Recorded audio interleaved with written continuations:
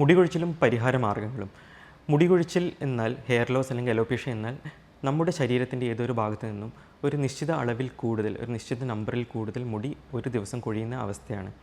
So നമ്മുടെ തലയിൽ നിന്ന് ഒരു 100 മുടിയെങ്കിലും ദിവസേന പോകുന്നതാണെങ്കിൽ അത് നോർമലാണ്.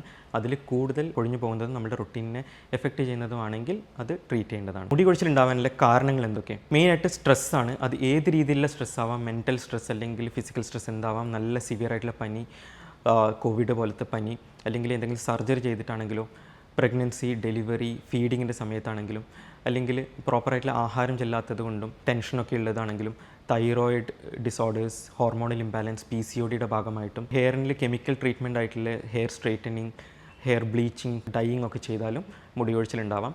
മാത്രമല്ല ഹാർഡ് വാട്ടർ യൂസ് ചെയ്ത് കഴിഞ്ഞാലും, അല്ലെങ്കിൽ ക്യാൻസർ തെറാപ്പീസ് ആയിട്ടുള്ള കീമോതെറാപ്പി അല്ലെങ്കിൽ റേഡിയോതെറാപ്പി ചെയ്താലും മുടി കൊഴിച്ചിലുണ്ടാവാം. മുടി കൊഴിച്ചിൽ നമുക്ക് ഏതൊക്കെ രീതിയിൽ പരിഹരിക്കാൻ വേണ്ടി പറ്റും, അതിൻ്റെ ട്രീറ്റ്മെൻറ്റ് എന്തൊക്കെയാണ്?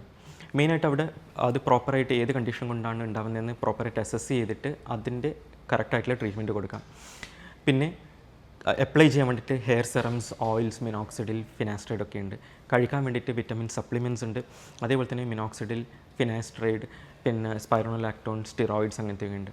ലൈറ്റ് ആൻഡ് ലേസർ ബേസ്ഡ് തെറാപ്പീസും ഉണ്ട്, ഇഞ്ചെക്റ്റബിൾസ് ഉണ്ട്. ഇതൊന്നും പറ്റുന്നില്ലെങ്കിൽ ലാസ്റ്റ് റിസോർട്ട് ഹെയർ ട്രാൻസ്പ്ലാന്റേഷൻ ആണ്.